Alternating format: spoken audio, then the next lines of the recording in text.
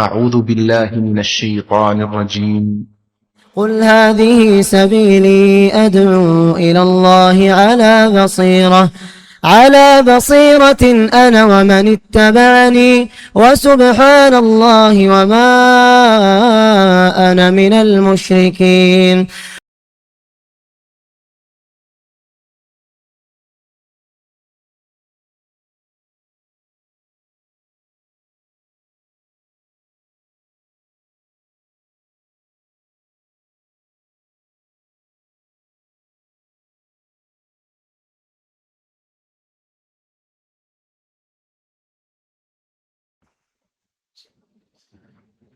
إن الحمد لله نحمده ونستعينه ونستغفره ونعوذ بالله من شرور أنفسنا ومن سيئات أعمالنا.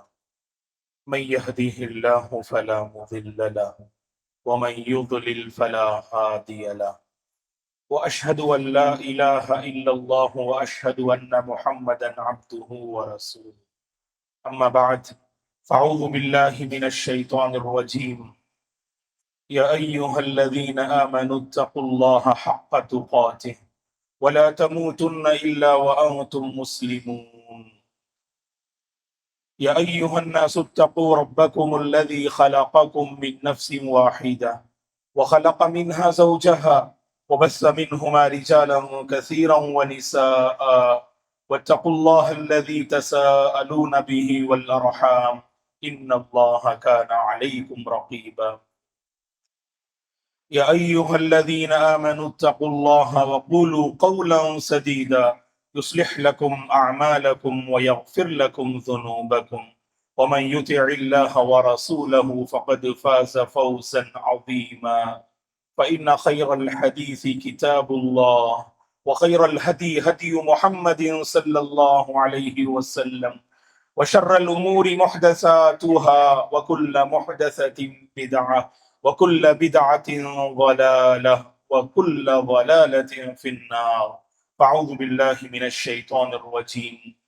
ولقد خلقنا الإنسان ونعلم ما توسوس به نفسه ونحن أقرب إليه من حبل الوريد إذ يتلقى المتلقيان عن اليمين وعن الشمال قعيد ما يلفظ من قول إلا لديه رقيب عتيد. وجاءت سكرة الموت بالحق ذلك ما كنت منه تحيد ونفخ في الصور ذلك يوم الوعيد. وجاءت كل نفس معها سائق وشهيد لقد كنت في غفلة من هذا فكشفنا عنك غطاءك فبصرك اليوم حديد. وقال قرينه هذا ما لدي عتيد ألقيا في جهنم كل كفار عنيد مناع للخير معتد مريب الذي جعل مع الله إلها آخر فألقياه في العذاب الشديد.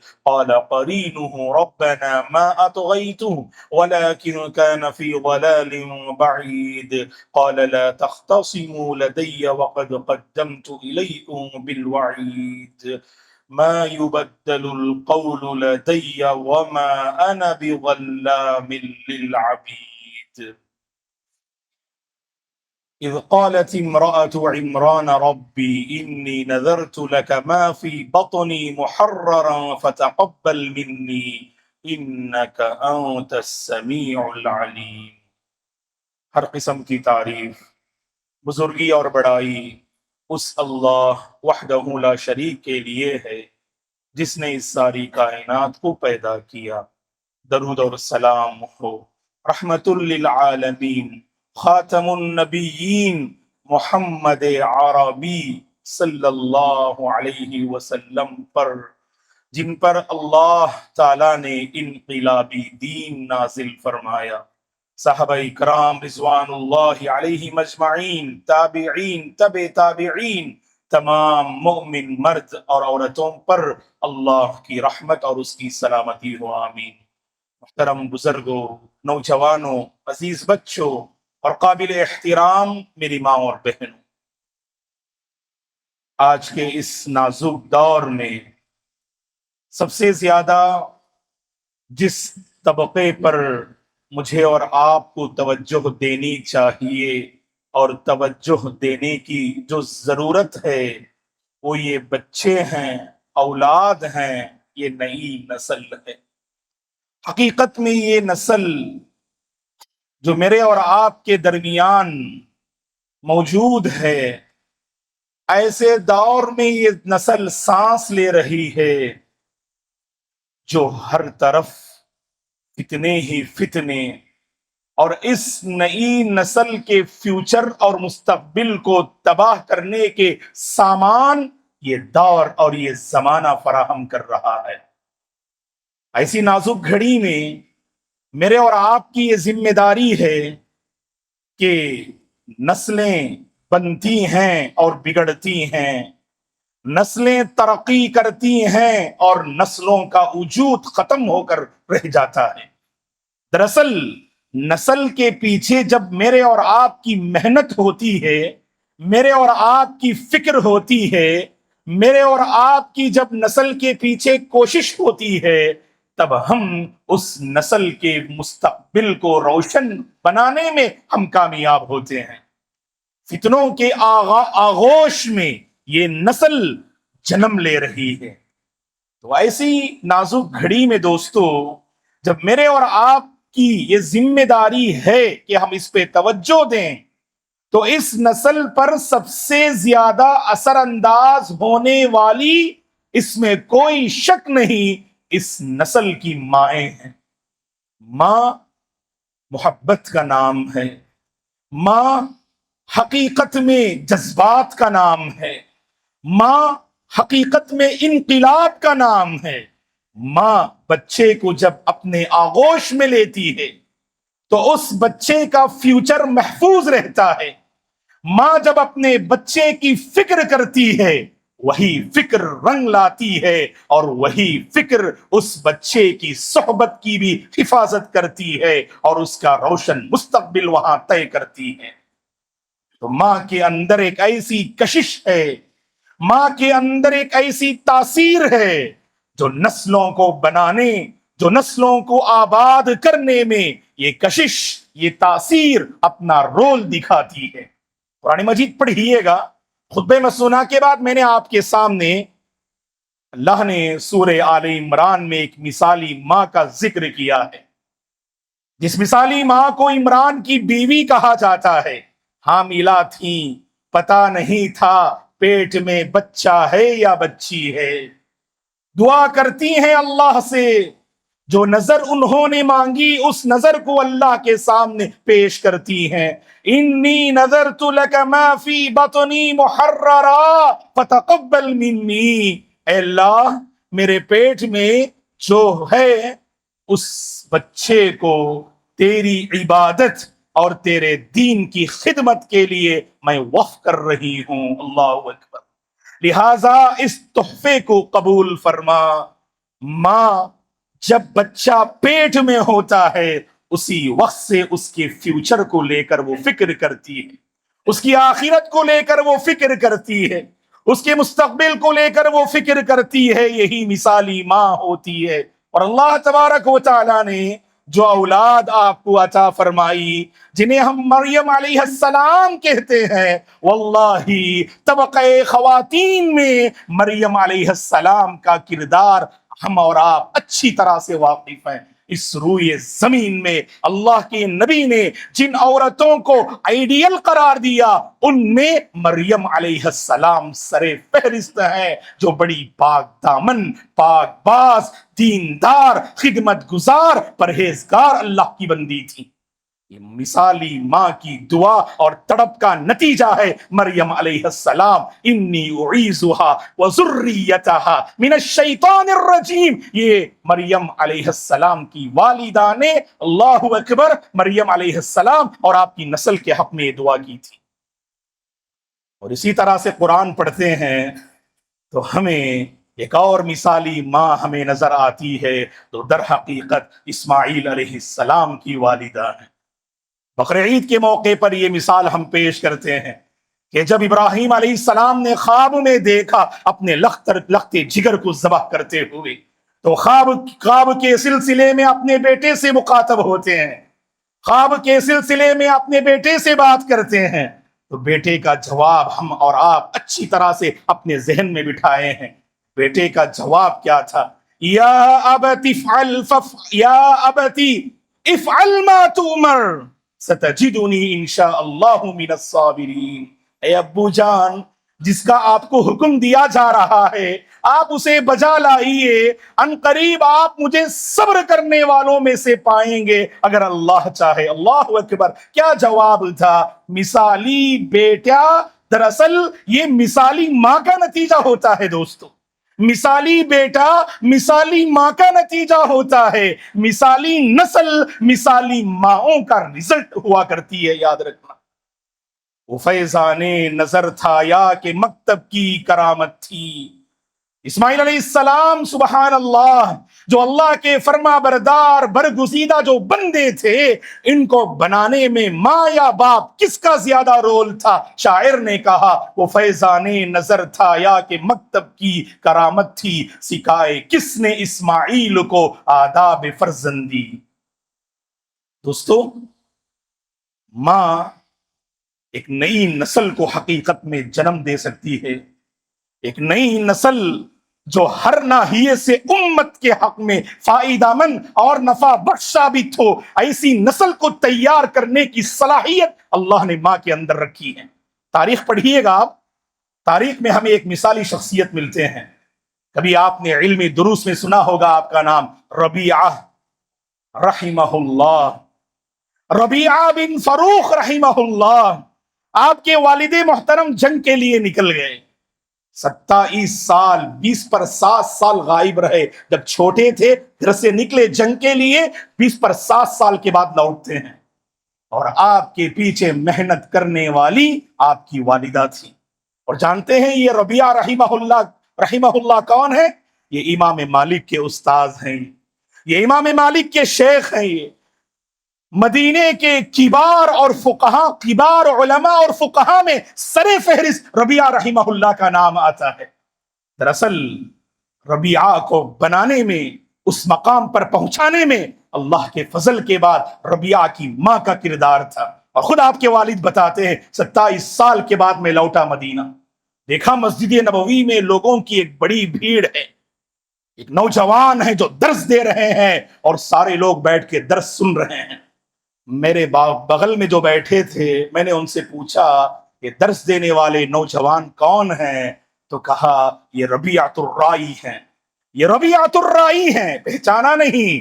تو پھر گھر لوٹتے ہیں، اللہ اکبر، تو جب دروازہ کھٹکھٹاتے ہیں، راستے میں مسجد سے نکل کر گھر جاتے ہوئے آپ کے ذہن میں وہی نوجوان دوڑ رہے تھے، جیسا کہ سیرت اور تاریخ لکھنے والوں نے لکھا ہے۔ کیا ہی بہترین نوجوان، کیا ہی بہترین عالم دین، گھر والوں نے کیا ہی بہترین تربیت فرمائی۔ اور جب دروازہ کھٹکھٹاتے ہیں، عقل حیران رہ جاتی ہے، جس نوجوان کو انہوں نے مسجد نبوی میں پایا تھا وہی آپ کے گھر کا دروازہ کھول رہے ہیں، اور بعد میں آپ کی اہلیہ نے آپ کو خبر دی یہی آپ کے بیٹے ربیعہ ہیں، جو آج سبحان اللہ دنیا کے کئی خطوں سے لوگ آپ کے بیٹے سے علم حاصل کرنے کے لیے آتے ہیں۔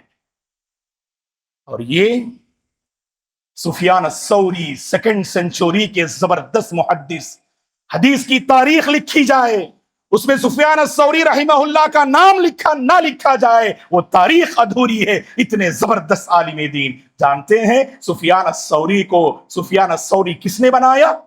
اللہ اکبر! اللہ کے فضل کے بعد آپ کی ماں کا نتیجہ ہے، اللہ کے فضل کے بعد یہ آپ کی ماں کا نتیجہ ہے۔ آپ کے والد محترم بچپن میں انتقال ہو جاتے ہیں، گھر میں غربت ہے، گھر میں پریشانی ہے، تو اپنے گھر کی پریشانی اور آگے بڑھ کر علم کو حاصل کرنے کی طرف، گھر کی پریشانی اور علم کو حاصل کرنے کی طرف سفیان کو پریشان کر رہی تھی رحمہ اللہ کو۔ والدہ نے دیکھا کہ بیٹے بہت پریشان لگ رہے ہیں، گھر میں یقیناً گزارا کرنے کے لیے کچھ سامان نہیں، تو جانتے ہیں دوستو، مثالی ماں نے اپنے بیٹے سے کیا کہا؟ تاریخ کا مشہور جملہ ہے، آج ہر کتاب میں یہ جملہ آپ پائیں گے سفیان رحمہ اللہ کے حوالے سے جب تاریخ لکھی جائے تو یہ سبحان اللہ بات وہاں نقل کی جاتی ہے۔ والدہ نے اپنے بیٹے سے کہا یا بنی اتلو بالعلم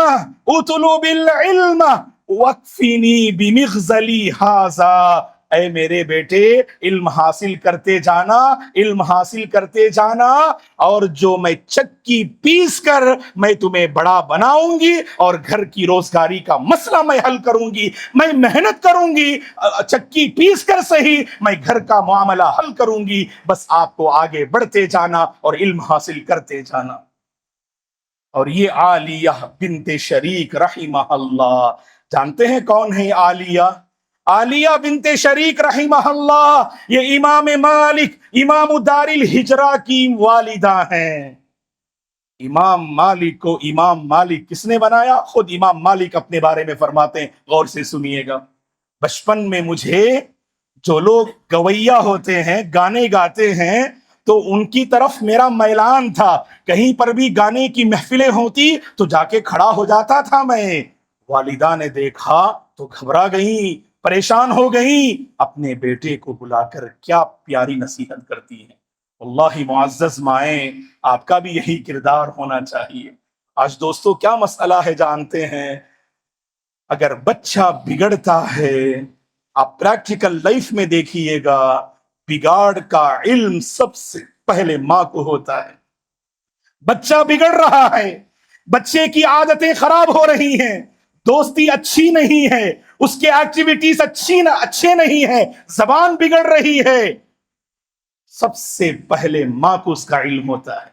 آج ہماری مائیں، اللہ رحم کرے، اللہ ہدایت دے، بچوں کی غلطیوں پر پردہ ڈال دیتی ہیں، بچوں کی غلطیوں پر پردہ ڈال دیتی ہیں۔ آج اگر بچے بہکتے ہیں، بگڑتے ہیں، مضبوط سہارا اور دیوار اپنی ماں کو پاتے ہیں۔ کیسی یہ نسل ترقی کر سکتی ہے اگر ماں نے اپنے بچوں کی تربیت کے سلسلے میں خیانت کی؟ اے میری مائیں، یاد رکھنا، یہ بچوں کی تربیت، یہ نسلوں کی حفاظت، یہ تمہارے کندھوں پر سب سے عظیم ذمہ داری ہے۔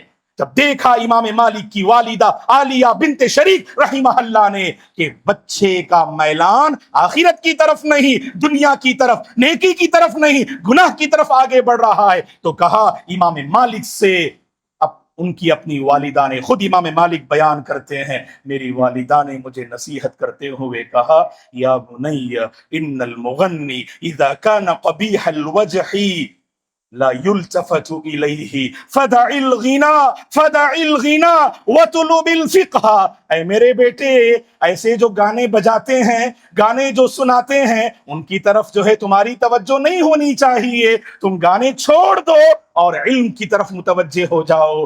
ماں کی وہ باتیں امام مالک کے دل میں ایسے اثر انداز ہوئی، اللہ اکبر، اپنی زندگی کا ایک بڑا حصہ مسجد نبوی میں بیٹھ کر آپ نے درس دیتے ہوئے، حدیث کی شرح کرتے ہوئے پوری زندگی آپ نے گزار دی۔ اسی لیے آپ کو امام الدار الہجرہ کہا جاتا ہے۔ جانتے ہیں آپ فاطمہ بنت اسد کون ہے رحمہ اللہ؟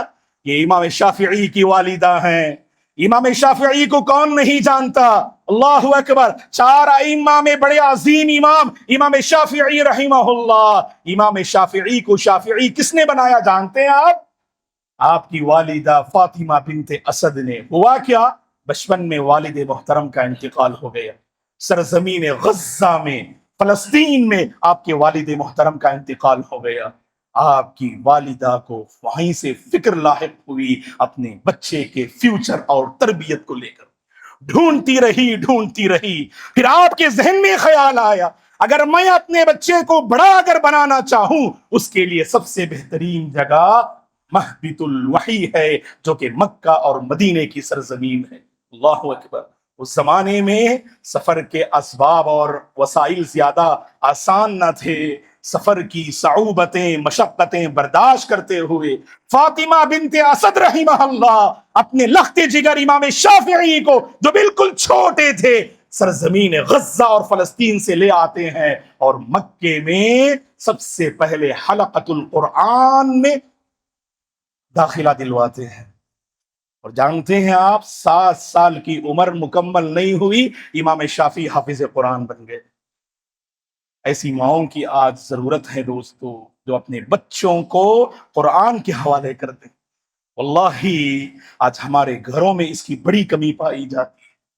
ان بچوں سے ہم کیسے امید کر سکتے ہیں قرآن پڑھنے کی؟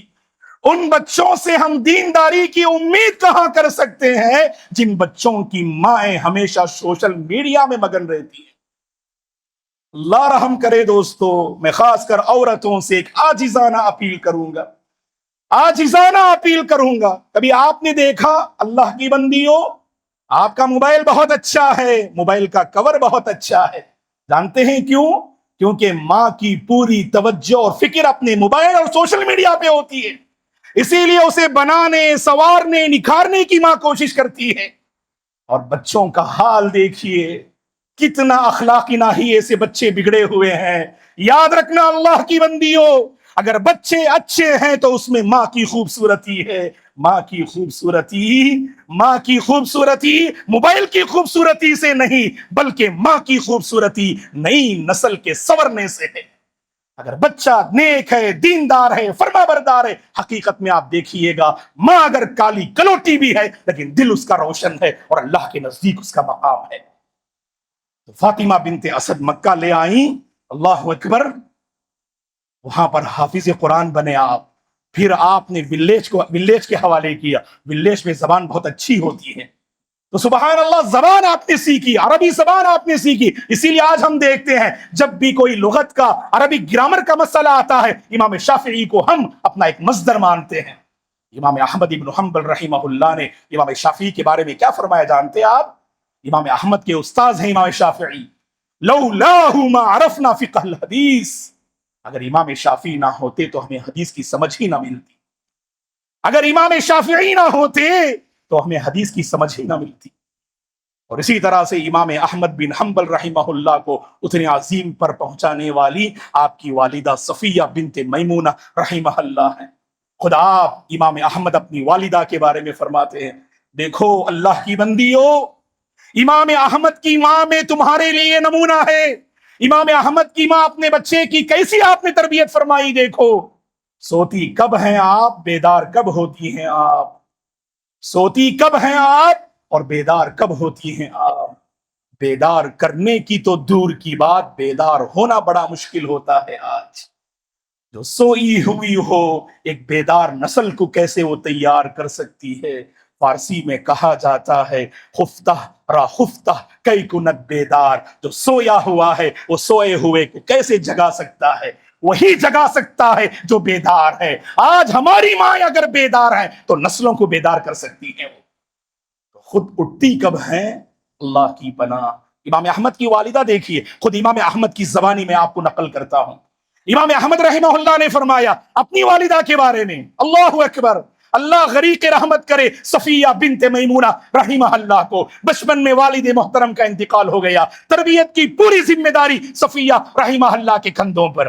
آپ رحمہ اللہ فرماتے ہیں اپنی والدہ کے بارے میں، کانت توقظنی صلاۃ قبل صلاۃ الفجر وتحمی لی الماء ثم تخرج معی الی المسجد خوفا علی. اللہ اکبر، فجر سے پہلے میری ماں مجھے بیدار کرتی تھی، میرے لیے گرم پانی کا انتظام کرتی تھی، اور اس کے بعد میں چھوٹا تھا، میرا ہاتھ پکڑ کے مسجد تک آتی تھی. گھر اور مسجد میں کافی ڈسٹنس تھا، کافی دوری تھی، تو میری ماں میرا ہاتھ پکڑ کر گھر سے مسجد لاتی تھی اور انتظار کرتی تھی. نماز سے فارغ ہونے کے بعد پھر مجھے گھر واپس لے جاتی تھی.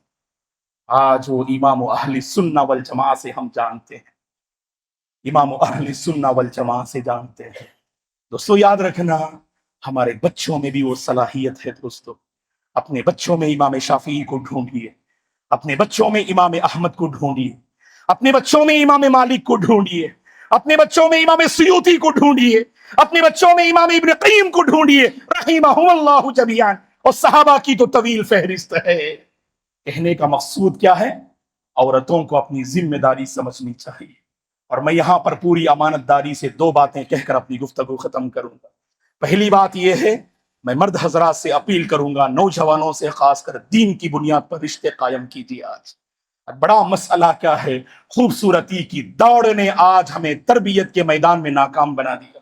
سب کی توجہ صرف ظاہری خوبصورتی پر ہے، اس کا دل کتنا روشن ہے، اس کی کتنی تربیت ہوئی ہے، کسی کو اس کا اندازہ ہی نہیں دوستو۔ اگر کوئی فطری طور پر اگر اچھی نہیں ہے، وہ پوری زندگی گھٹن میں بسر کرتی ہے، گرچہ وہ تہجد کی پابند کیوں نہ ہو، گرچہ وہ گھر کا کتنا خیال کیوں نہ کرتی ہو، صرف اس کا بڑا نقصان کیا ہے، چہرہ دیکھنے میں اچھا نہیں ہے، اس لیے 30 سال ہو گئے، 35 سال ہو گئے، کوئی رشتہ کرنے تیار نہیں۔ اس لیے اللہ کے بندو، ترجیح دین کی بنیاد پر ہونی چاہیے نکاح میں۔ شروعات ہے یہ، بیسمنٹ ہے۔ غلطی یہاں کرتے ہیں، ہم غلطی یہاں کرتے ہیں، اور آگے چل کر پوری نسل کو جو ہے اس کی سزا بھگتنی پڑتی ہے۔ اسی لیے ہماری اپیل ہے، رشتوں کے معاملے میں آپ دیکھیے گا، مالداری، خوبصورتی، یہ سب اپنی جگہ ہے، اللہ کے نبی نے فرمایا اس کو دیکھ کر بھی نکاح کیا جاتا ہے، لیکن سب سے امپورٹنٹ جو سب سے فرسٹ نمبر پہ جو ہونا چاہیے وہ دینداری ہے، دینداری ہے، دینداری ہے۔ دیندار خاتون دیندار نسل کو تیار کرتی ہے۔ اور دوسری بات میں جو میں اپیل کروں گا، خاص کر سسرال والوں سے، پوری امانت داری کے ساتھ اپنی بہو کو تربیت کے لیے بھی موقع فراہم کیجیے۔ گھر میں اتنے کام کاج میں انہیں الجھا کے رکھ دیتے ہیں اور اتنا پریشان کر کے رکھ دیتے ہیں، ماں کا ذہن کام ہی نہیں کرتا ہے۔ یہ سسرال کا بڑا مسئلہ ہے دوستو۔ آج ہر ساس کو سمجھنا چاہیے کہ آپ کی بہو تربیت کے لیے اسے وقت فراہم کریں۔ وہ تو الحمدللہ کام کاج کا خیال رکھیں گی، لیکن ایسی پکڑ اور ایسی گرفت ہوتی نا، ماں کا ذہن کبھی کام ہی نہیں کرتا۔ اسی لیے میں سسرال والوں سے امانت داری سے اپیل کروں گا کہ اپنی بہو کے لیے موقع فراہم کرو، وقت فراہم کرو۔ وہ اپنے بچوں کے ساتھ بیٹھیں، باہر جائیں، گھومیں، اپنے بچوں کی فیلنگ کو سمجھیں۔ جب تک ماں اور بچے قریب نہیں ہوں گے نا دوستو، دونوں کنیکٹ نہیں ہو سکتے ہیں۔ ہمارے بچے کہاں مل رہے ہیں؟ اپنے دوستوں سے مل کر اپنی پوری فیلنگ شیئر کر رہے ہیں۔ کیوں؟ کیونکہ دوستوں کے بارے میں ہمارے بچوں کو یہ یقین ہے، وہ وقت دے رہے ہیں۔ اور ماں باپ کے بارے میں، گھر میں داخل ہوئے تو ماں کی دنیا الگ، باپ کی دنیا الگ، اور بچوں کی دنیا الگ۔ جب تینوں دنیا الگ ہو، کبھی یہ دنیا جو ہے کبھی کامیاب نہیں ہو سکتی۔ یاد رکھنا، ہماری دنیا ایک ہے، ماں بچے پہ نیچاور ہو اور بچے ماں باپ پہ قربان ہو۔ اگر آپ ایک دوسرے کو سمجھیے، اس کے بعد دیکھیے نسل کیسے تیار ہوتی ہے اور ہمارے بچے کیسے فرما بردار ہوتے ہیں۔ بس دعا کیجئے گا اللہ تعالی ہماری ماؤں کو یہ عظیم ذمہ داری سمجھنے کی توفیق عطا فرمائے۔ اور اللہ کے نبی نے جو فرمایا، والمرأة راعیة فی بیت زوجها ومسئولة عن رعیتها، عورت اپنے شوہر کے گھر کی ذمہ دار ہوتی ہے۔ اے عورتو، اے اللہ کی بندیو، اے ماؤ، کل قیامت کے دن حشر کے میدان میں تم سے اس ذمہ داری کے بارے میں پوچھا جائے گا۔ لہٰذا اس ذمہ داری کو امانت داری سے ادا کرنا، اس ذمہ داری کو امانت داری سے ادا کرنا، اللہ ہم سب کو اس کی توفیق عطا فرمائے۔ ہر پریشانی سے اللہ ہم سب کی حفاظت فرمائے، اس نسل کی اللہ حفاظت فرمائے، بری صحبت سے اللہ اس نسل کی حفاظت فرمائے، بری عادتوں سے اللہ اس کی حفاظت فرمائے۔ جو حضرات خواتین اپنے نافرمان بچوں کو لے کر پریشان ہیں، اللہ ان کے نافرمان بچوں کو فرما بردار بنا دے، اللہ ان کے نافرمان بچوں کو فرما بردار بنا دے، اللہ ان کے بچوں کو ان کی آنکھوں کی ٹھنڈک کا ذریعہ بنا دے۔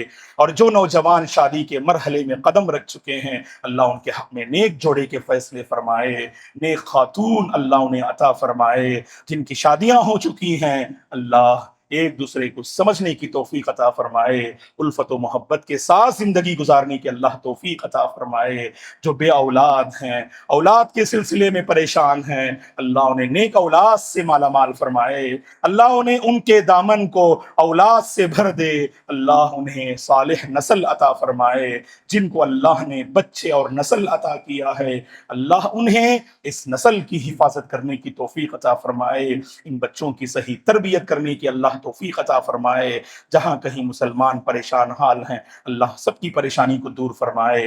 اور اسی طرح سے جو احباب اپنی طبیعت کو لے کر، صحت کو لے کر، جسمانی امراض کو لے کر پریشان ہیں، اللہ تعالیٰ صحت کے سارے راستے ان کے حق میں آسان فرمائے، اللہ شفا عاجلہ اور کاملہ نصیب فرمائے، اللہ تعالیٰ ہمارے جسموں کی حفاظت فرمائے، اللہ ہماری عقلوں کی حفاظت فرمائے، اللہ اس نئی نسل کی حفاظت فرمائے، اللہ ہر فتنے سے ہم سب کی حفاظت فرمائے، اللہ ایمان پر باقی رکھے اور ایمان پر خاتمہ نصیب فرمائے، آمین۔ اقول قولی ھذا واستغفر اللہ لی ولکم ولسائر المسلمین من کل ذنب فاستغفروہ انہ الغفور الرحیم۔